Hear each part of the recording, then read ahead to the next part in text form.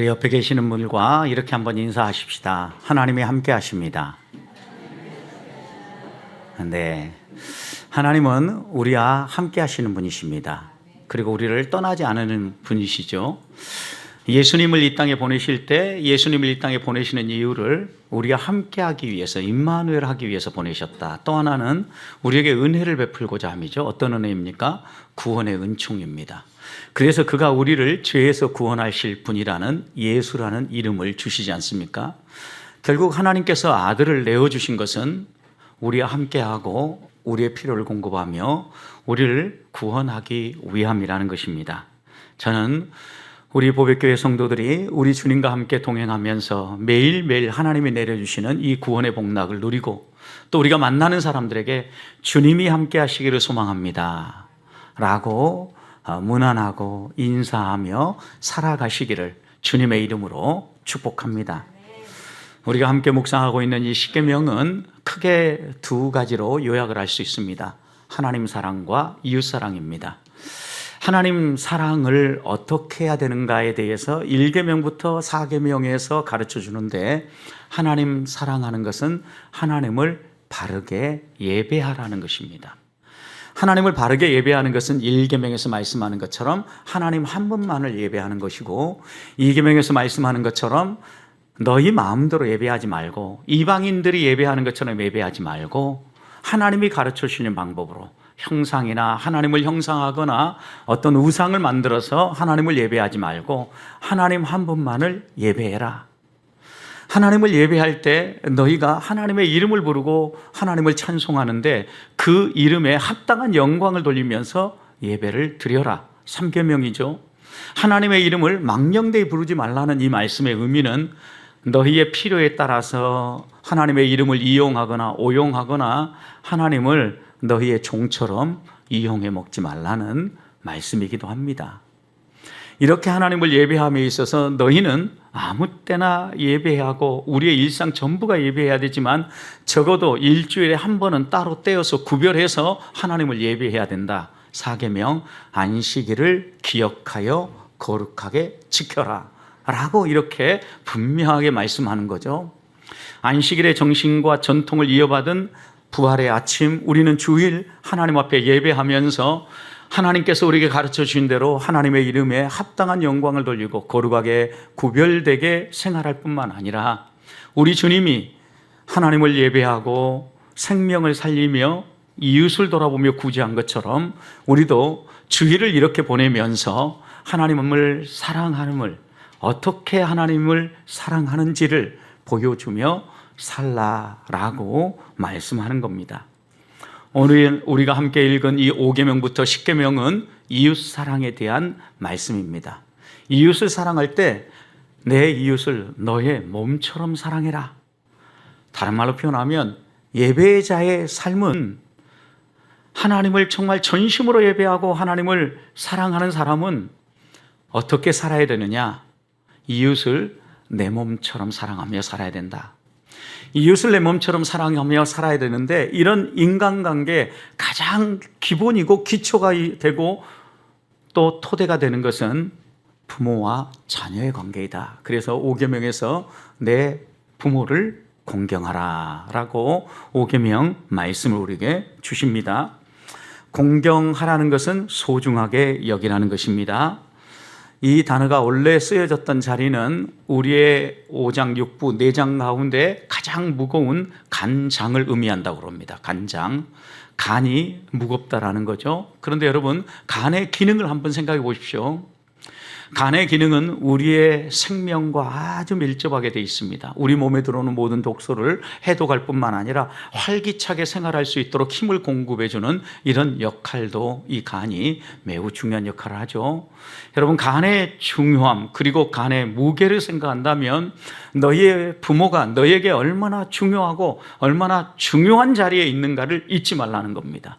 한 사람이 이 땅에 태어났습니다. 제일 먼저 그가 맺는 관계가 누굽니까? 부모님입니다. 부모님. 그래서 자녀와 부모의 관계는 이 세상의 모든 인간관계의 기초라고 이야기를 합니다. 이런 소중한 관계에서 부모님의 말씀을 가볍게 여기지 말고 무겁게 받아들여라. 부모님의 말씀을 귀담아 듣고 소중하게 마음에 새겨라 라고 말씀하는 거죠. 마치 값비싼 보석처럼. 정말 값이 나가는 보석이라면 어떻습니까, 여러분? 관리하기 위해서 마음을 쏟아붓지 않겠습니까? 이것처럼 너희 부모님의 말씀에 대해서 이렇게 가치 있게 귀중하게 여기면서 너희가 마음에 품어라. 여러분, 이렇게 성경은 분명히 가르침에도 불구하고 오늘 우리가 살아가는 이 시대를 보십시오. 부모의 권위가 무너지고 있습니다. 아마도 이것은 말세의 풍조이기도 합니다. 디모데후서 3장 1절과 2절 말씀을 보면 말세는 어떤 때인가를 분명하게 묘사해 주는데 말세는 고통하는 때다라고 이야기를 합니다. 어떤 점에서 고통합니까? 사람들이 자기를 사랑하고 돈을 사랑하고 자기 뜻을 이루기 위해서 분주히 살아가느라 고통스럽게 살아간다라는 겁니다. 여러분, 그런데 이런 말세의 여러 특징들을 언급하면서 그 가운데 2절에서 콕 집어서 이렇게 얘기합니다. 말세의 사람들이 부모를 거역하며 감사하지 아니한다. 여러분, 그러니까 어떻게 보면 부모의 권위가 무너지고 부모를 거역하는 이런 풍조는 말세의 풍조이며 이 세상의 풍조입니다. 하나님이 원하시는 풍조가 아니라는 말씀입니다. 하나님은 우리에게 분명하게 내 부모를 공경하라고 말씀했습니다. 그만큼 부모의 역할이 중요하기 때문이죠. 종교개혁자였던 마틴 루터는 부모에 대해서 이렇게 묘사했습니다. 부모는 하나님이 이 땅에 하나님 대신 허락하신 하나님의 대리자다. 여러분, 하나님을 대리해서 가르치고 양육하고 신앙적 지도를 하고 바른 길로 인도하라고 허락하신 분이 부모라는 가르침입니다. 그만큼 부모가 우리에게 소중한 역할을 하고 있다고 하면 분명히 오늘 말씀처럼 우리는 부모를 공경해야 합니다.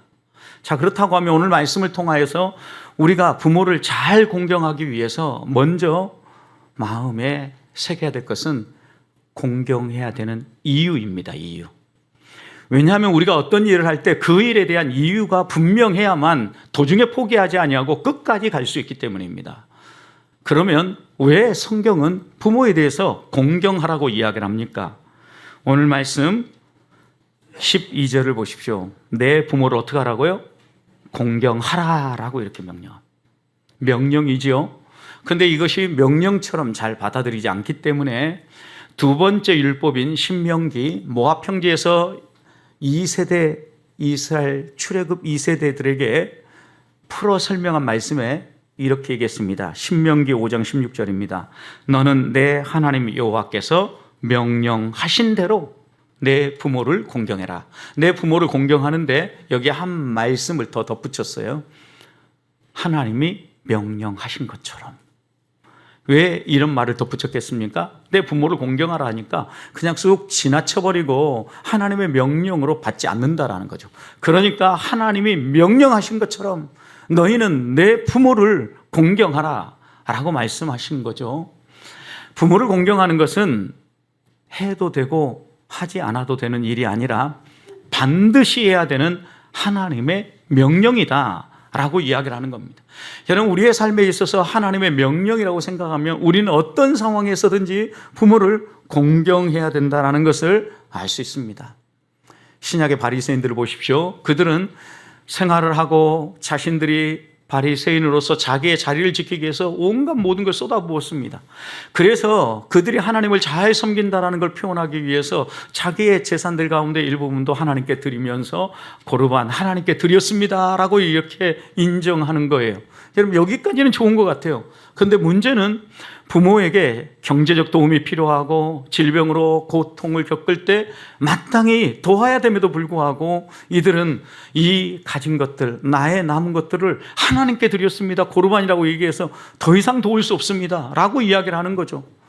이런 바리새인들을 향하여서 우리 주님이 뭐라고 책망하십니까? 너희가 하나님의 계명은 무시하면서 멸시하면서 사람의 전통은 잘도 지킨다라고 말씀했어요. 그리고 그 바리새인들을 향하여서 뭐라고 책망하십니까? 독사의 자식들이라고 책망하지 않습니까? 겉모습은 화려하고 겉모습은 멋지러지게 정말 종교인답게 다른 사람에게 정말 잘 산다라고 칭찬을 받으면서 회당을 왔다 갔다 할지는 모르지만 너희는 속은 썩어서 문드러져서 냄새가 나는 회칠한 무덤 같은 존재들이다. 우리 주님은 분명하게 책망했던 것입니다. 하나님의 명령은 시대가 흐르고 문화가 바뀌고 아무리 우리 사회가 혼란스럽다고 해도 바뀌지 않는 진리입니다. 내 부모를 공경하라는 말씀은 아무리 이 시대의 풍조와 흐름이 바뀐다고 해도 우리들이 놓쳐서는 안 될 말씀이라는 겁니다. 하나님의 명령만이 아닙니다. 여러분, 실제로 부모님과 나와의 관계를 한번 생각해 보십시오. 그렇다면 부모를 공경하지 않을 수 없습니다. 사람이 태어나서 제일 먼저 대하는 분이 누굽니까? 어머니고 아버지입니다. 부모와 자녀의 관계는 하나님이 이 땅에 허락하신 제일 첫 번째 관계입니다. 여러분, 순서상 첫 번째이기도 하지만 이것은 가장 중요한 관계이기도 합니다. 왜요? 여러분, 부모와 자녀 관계에서 보면 부모가 이 자녀를 사랑으로 양육하고 여러 가지로 양육하지만 때때로는 부모의 모습들 가운데 전수되지 않았으면 하는 것들도 전수되어져요. 자녀들이 이런 마음을 먹죠. 나는 아빠의 저런 모습은 꼭 안 닮아야지. 엄마의 저런 모습은 내 안에 없었으면 좋겠어 라고 생각하는 것들이 있습니다. 여러분, 그런데 그 자녀가 성장해 보십시오. 어떻습니까? 그 아버지의 모습이, 그 자녀의 모습이, 그 어머니의 모습이 자녀의 삶 가운데 배어 나온다라는 거예요. 왜요? 자녀는 말로 가르치고 말로 교훈해서 배우고 성장하는 것이 아니라 부모가 하는 모습을 보고 자연스럽게 배운다라는 거죠. 그러니까 부모와 자녀의 관계는요, 가장 영향력이 큰 관계라고 말할 수 있는 거예요. 자녀의 삶에서 부정적인 요소든 긍정적인 요소가 나온다고 하면 그 모든 것은 거의 다 부모에게서 물려받은 것임을 여러분 잊지 말아야 합니다. 자녀가 곁길로 간다고 해서 자녀를 욕할 이유가 하나도 없다라는 거예요. 왜요?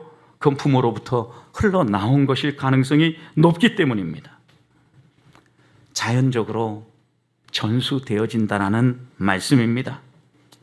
여러분, 그런데 긍정적인 부분도 아주 중요한 영향력으로 전수되어지죠.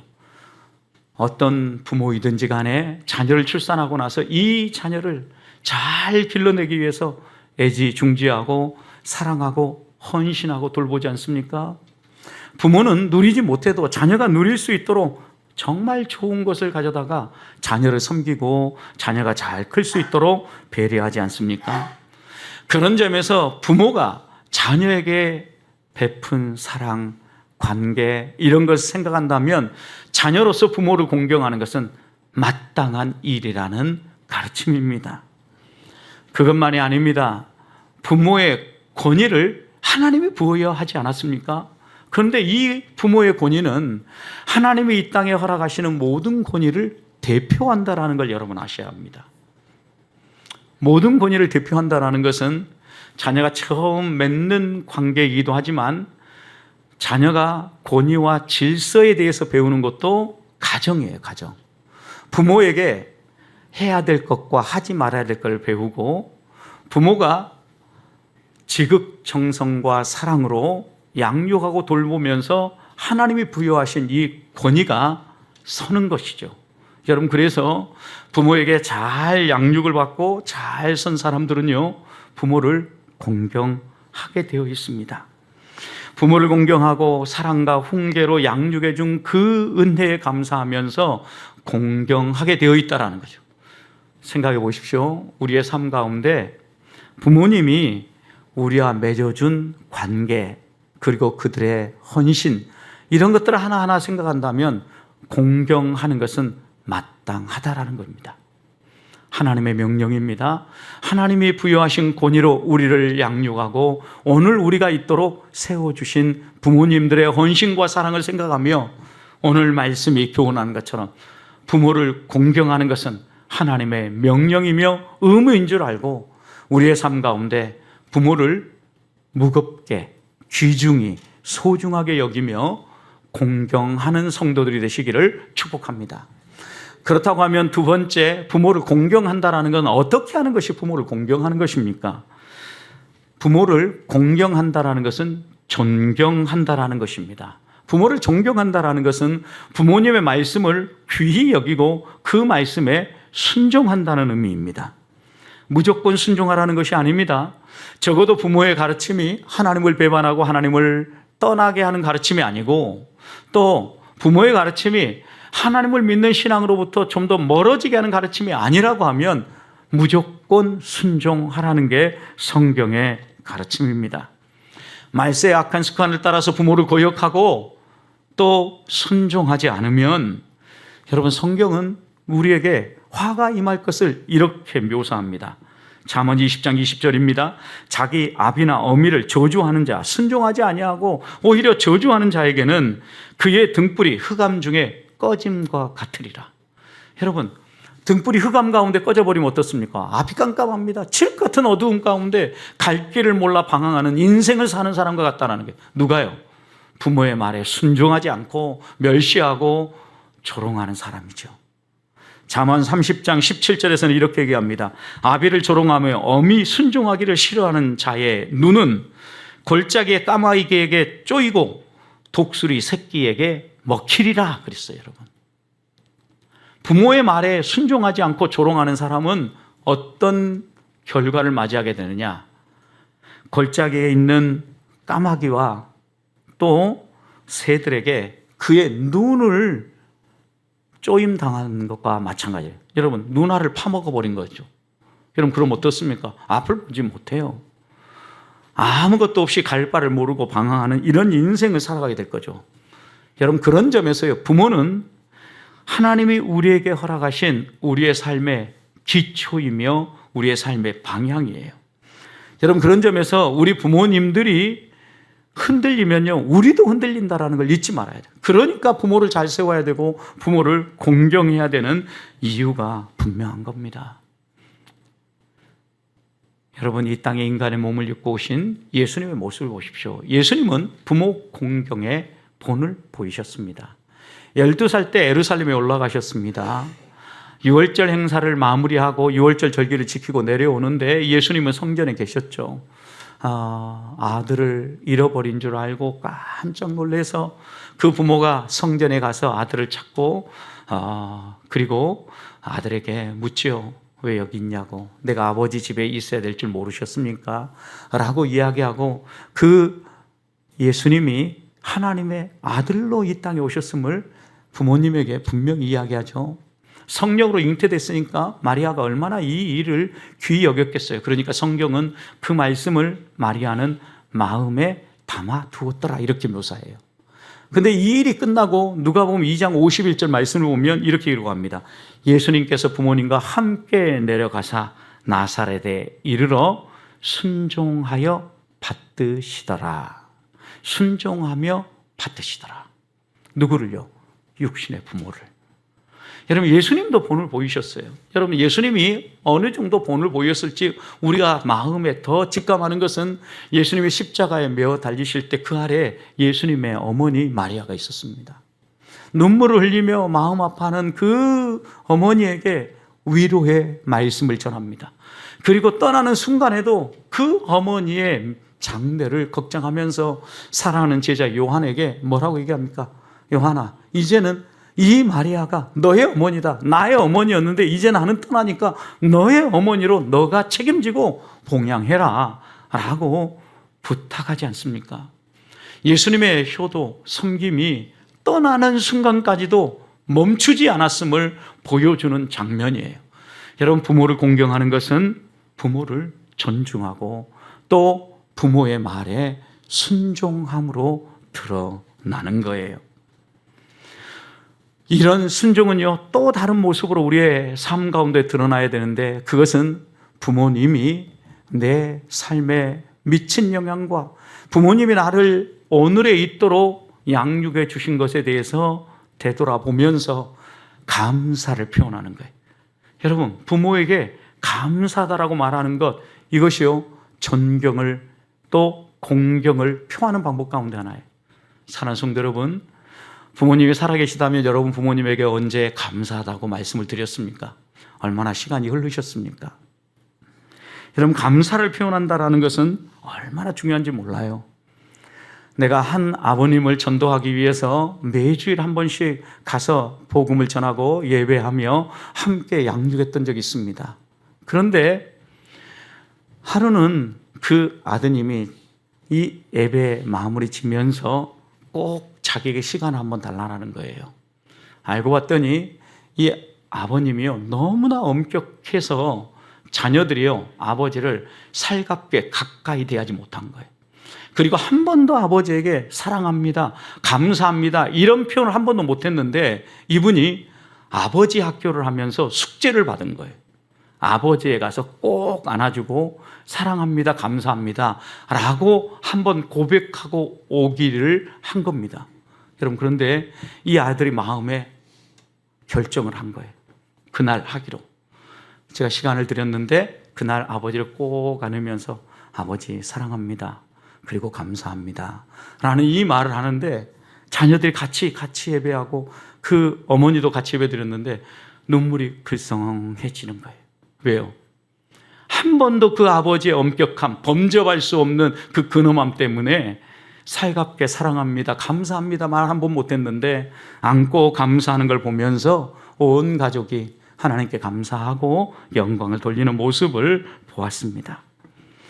실제로 우리가 이렇게 감사한다라는 표현은요, 우리의 마음 중심에, 감사하는 마음, 우리 마음 중심에 정리가 되지 않으면 나오지 않아요. 불편한 마음이 있고 부정적인 생각이 있는데 감사합니다, 사랑합니다 이런 표현이 결코 나오지 않는다라는 거죠. 우리는 실제로 부모님들에게 빚을 진 사람들입니다. 생명에 대해 빚을 졌습니다. 내가 여기에 태어난 것은 어머니의 헌신적인 수고와 그 고통에 감내하는 인내 때문에 생명을 안고 이 땅에 태어날 수 있었다는 겁니다. 사랑에도 빚을 졌습니다. 어린 시절 여러분, 진자리 마른 자리 가라앉으며 우리를 양육해 주신 분이 누굽니까? 부모님입니다. 부모님의 사랑은 표현하면 표현할수록 말로 다 표현할 수 없는 사랑입니다. 먹을 것 못 먹고 내가 누릴 것 못 누리면서 자녀만큼은 누리게 해주겠다, 좀 더 나은 삶을 살도록 배려하고 사랑을 베푸는 분이 우리의 부모 아닙니까? 이것만이 아닙니다, 여러분. 우리가 이 세상을 살아가는 지혜도 부모님들에게 빚을 지고 살아갑니다. 부모님이 살림을 하는 삶의 노하우, 지혜를 보면서 그 자녀도 살림을 배웁니다. 요즘 젊은 세대는 부모님에게 배우지 않고 네이버에게 배운다고 합니다. 여러분, 그런데 네이버 얼마나 가짜가 많은지 몰라요. 정말 부모님들은요, 여러 가지 시행착오를 하면서 얻어낸 삶의 지혜예요. 그런 점에서 우리의 지혜는 일정 부분 부모님들에게 빚지고 살아가는 거예요. 여러분, 이런 부분들 하나하나를 되돌아보면 되돌아볼수록 빚진 자로서 부모님의 감사하고 또 공경하지 않을 이유가 없다라는, 감사할 때 나만 가서 감사하는 것이 아니라 자녀와 가족을 다 데리고 가서 부모님에게 감사하다고 얘기해 보십시오. 부모님의 얼굴에 한박 웃음이 피어날 것입니다. 이것이 부모를 공경하는 것입니다. 실제로 성경의 믿음의 선배들을 보십시오. 부모를 공경하는 사람들에게는 하나님께서 은혜를 베푸셨지만 부모를 멸시하고 조롱하는 사람에게는 현저하게 저주를 받게 하셨습니다. 노아가 홍수 끝에 농사를 해서 포도 농사가 너무 풍년이 되었습니다. 소출이 많아서 너무 기분 좋아서 포도주를 마음껏 먹고 취하게 되었습니다. 자기도 모르는 사이에 옷을 벌거벗고 누웠는데 그 자녀 가운데 함은 아버지의 하체를 보고 조롱하기 시작했습니다. 여러 사람들 앞에서 불편한 자신의 마음을 그대로 드러내면서 노아의 흠을 드러낸 것입니다. 함이 어떻게 되었습니까? 그는 저주를 받았습니다. 그런데 셈과 야벳은요, 야벳과 셈은요, 부모의 수치를 보지 않고 뒷걸음질해 들어가서 조용히 그 아버지의 수치를 덮어줍니다. 존경하고 존중하고 공경한 것입니다. 결국 셈과 야벳은 하나님이 약속하신 복을 받지 않습니까? 여러분, 성경의 많은 믿음의 선배들이 정말 부모를 존경하고 공경했다라는 것은 요셉을 보아도 분명합니다. 요셉이 형제들의 미움을 사서 노예로 팔려가서 숱한 고생을 겪지 않습니까? 우여곡절 끝에 애굽의 총리 대신이 되었습니다. 여러분, 그 총리 대신이 되어도 두 발 뻗고 그는 편하게 잠을 자지 못했을 겁니다. 왜요? 고향에 계신 아버지를 생각했기 때문이에요.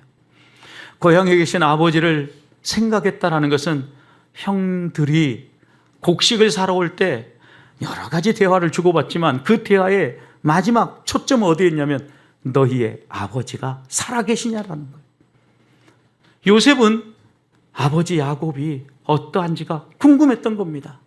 그리고 살아있다라는 걸 확인하고 난 다음에 그 아버지를 모셔오게 하죠. 어떻게 그를 맞이합니까? 요셉은요, 자기 수레를 갖춰서 창세기 46장에 보면요, 고센 땅까지 올라갑니다. 자기가 있는 곳까지 아버지가 오기 전에 이스라엘 백성이 이 조상이 되어지는 야곱과 그 가족 70명이 가족을 거느리고 내려올 때 경계선을 넘어 애굽으로 오자마자 그 고센 땅에 올라가서 맞이합니다. 그리고 얼싸안고 우는데요, 목을 어금 맞추고 오랫동안 울었더라라고 성경은 기록해요. 얼마나 아버지를 향한 사랑과 아버지를 향한 그리움이 절절했는지가 성경의 이 한 구절에 아름답게 묘사되어 있는 거죠. 여러분, 이런 표현들을 보면 요셉은 아버지를 그리워했고 사랑했고 공경했고 누구보다도 아버지의 섬김을 마음 깊이 새겼던 사람임에 분명합니다. 사랑하는 성도 여러분, 하나님은 우리에게 내 부모를 공경하라고 말씀하십니다. 부모를 공경하는 것은 존경하는 것입니다. 존경하는 것은 부모님의 말씀에 순종하는 것입니다. 순종하되 감사할 줄 아는 것입니다. 자녀를 다 데리고 가서 사랑합니다, 감사합니다, 입술을 열어서 표현하는 겁니다. 그리고 부모님에게 무엇이 필요가 한지 돌아보면서 내가 섬길 수 있는 부분들 섬기는 것입니다. 이것이 부모를 공경하는 것입니다. 한 주간 이렇게 부모를 공경하며 믿음의 사람들답게 사시기를 주님의 이름으로 축복합니다. 마지막입니다. 오늘 12절 말씀을 보면 마지막 부분에 하나님이 약속하십니다. 내 부모를 공경하라. 그리하면 어때요? 내 하나님 여호와가 내게 준 땅에서 내 생명이 어떠하리라? 길리라. 여러분, 약속을 합니다. 부모를 공경하는 자에게 어떤 약속을 합니까? 장수의 복을 약속하셨다라는 겁니다. 그런데 신명기 5장 16절 말씀을 보면 내 부모를 공경하라라고 이야기한 다음에 내 생명이 길 뿐만 아니라 장수할 뿐만 아니라 내 삶이 잘 되리라, 복 되리라 이렇게 얘기합니다. 이 말씀을 바울은 에베소서 6장 2절에서 이렇게 얘기합니다. 내 아버지와 어머니를 공경하라. 이것이 약속 있는 첫 계명이다 라고 얘기한 다음에 이로써 너가 이렇게 부모를 공경함으로써 내가 잘되고 땅에서 장수하리라. 여러분, 장수의 복과 함께 또 하나 하나님이 약속하신 복이 무엇입니까? 잘 되는 복입니다. 장수의 복과 재물의 복을 받아 누리기를 원하십니까? 부모를 공경하십시오. 약속 있는 계명입니다. 실제로 이 말씀과 관련해서 우리 개혁신앙에 아주 중요한 신학의 틀을 세웠고 영향력을 미쳤던 아브라함 카이퍼는 이렇게 얘기를 했습니다. 너희가 19세기 말에 중국을 보기를 원한다. 지금 21세기 현대 중국 말고 19세기 말에 중국의 모습을 봐라. 중국의 역사가 단절되지 아니하고 지상에서 가장 오래된 나라가 된 것은 부모에 대한 효도를 강조하는 유교 문화 때문이었다. 여러분, 유교의 신앙이 옳다라는 게 아니라 유교 문화권 아래서 부모를 공경하는 이들의 습관이 지구상에서는 다른 어떤 왕조든 엎어지고 뒤집어지고 다 이렇게 나라가 망하고 새로운 나라가 왔는데, 지상에서 가장 오랫동안 지속된 나라를 유지할 수 있었던 게 바로 부모에게 효도하는 것, 여기에서부터 나왔다라는 거예요. 그러니까 아브라함 카이퍼는 지금 이 출애굽기와 신명기 그리고 에베소에서의 말씀을 개인에게 적용한 것이 아니라 공동체에 적용한 거예요. 부모를 공경하는 나라는 그 나라가 망하지 않고 어떻게 한다는 게 길게 간다. 이게 장수의 복과 마찬가지죠. 그래서 중국이 이렇게 왔다라는 거예요. 여러분, 이런 표현들을 보면 우리가 다시 한번 마음에 새겨야 될 것은요, 우리가 장수와 함께 또 잘 되는 복, 더 나아가서 우리 가정만이 아니라 교회, 우리 사회가 이렇게 잘 되고 복을 받기 위해서는요, 어떤 문화를 살려내야 돼요? 부모를 공경하는 문화를 살려내야 된다. 하나님의 명령이에요. 인간관계의 기초예요. 아무리 세상이 빠르게 변해도 이 5계명을 소홀히 하면 안 된다라는 겁니다. 언제부턴가 우리 사회는 아버지의 권위가 땅에 무너졌습니다. 여러분, 부부 사이에도 아버지의 권위가 무너지면 부모의 권위가 무너진다는 사실을 놓치지 말아야 합니다. 아버지가 없다라는 것은 여러분 놓치지 마십시오. 삶의 기준이 사라져버리는 것과 마찬가지예요. 왜냐하면 우리의 아버지가 사라진다라는 것은, 삶의 기준이 없어진다라는 것은 역사적으로도 정말 많은 교훈들이 있는데, 여러분 우리 조상들 때부터 버릇없이 안하무인격으로 마음껏 행동하고 막 천방지축처럼 다니는 그런 자녀를 향해서 뭐라고 얘기합니다? 뭐라고 얘기합니까? 호로 자식이라고 합니다. 호로 자식. 여러분, 이런 말 들으면 되게 기분 나쁘죠? 호래 자식 이렇게 얘기합니다. 이 말은 호인의 자녀라는 것인데, 병자호란 때 있었던 이야기를 그대로 반영한 이야기예요. 병자호란 때 적들이 공격해 와서 여인들을 겁탈하고, 이 겁탈한 여인들에게서 자녀가 태어났는데 아버지가 없이 태어난 거예요. 그러다 보니까 이 자녀들이요, 삶의 기준이 무너져 버리고 마음대로 행동하고 막 나가는 행동을 한 거예요. 그러면서 그들을 보면서 호래의 자식, 호로 자식, 아니면 호인의 자녀, 이렇게 말하면서 이 단어가 나온 거죠. 여러분, 아버지가 없고 아버지가 무너진다라는 것은 삶의 기준이 무너진다라는 거예요.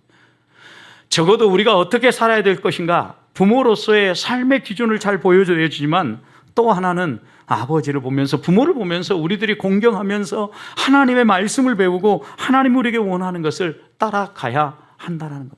우리 시대를 보십시오. 지성이 발달하고 사람들은 나름대로 똑똑하다고 이야기를 합니다. 그래서 이제 영국의 생물학자이고 진화론자인 리차드 도킨스는 하나님이라는 신은 창조주가 아니라 인간이 만든 신이라고 이야기하면서 수많은 지식인들을 하나님 없는 문화 속으로 끌고 들어가고 있습니다. 여러분, 이런 지식인 한 사람 한 사람이 어떤 영향력을 미치는지 우리는 너무나 잘 알고 있는데, 여러분, 이가 왜 이런 표현들을 하고 이런 결과들을 내놓고 있겠습니까? 우리가 살아가는 이 시대가 그만큼 어려운 시대고, 사단의 강교한 계획이 우리의 진리를 무너뜨리고 우리의 삶의 가치를 공격하는 시대라는 것을 여실히 보여주는 겁니다. 시대가 변해도 우리가 마음속에 놓치지 않고 세워야 되고 또 지켜내야 될 계명은 내 부모를 공경하라는 5계명입니다. 부모를 공경한다는 이유가 무엇인지, 부모를 공경한다는 것은 어떻게 하는 것인지, 부모를 공경하는 사람에게 약속하신 하나님의 복은 무엇인지 우리의 마음속에 새기면서 다가오는 한 주간 동안도, 아니 우리의 남은 생애 동안도 부모를 공경하며 존경하며 살아가는 성도들이 되시기를 주님의 이름으로 축복합니다.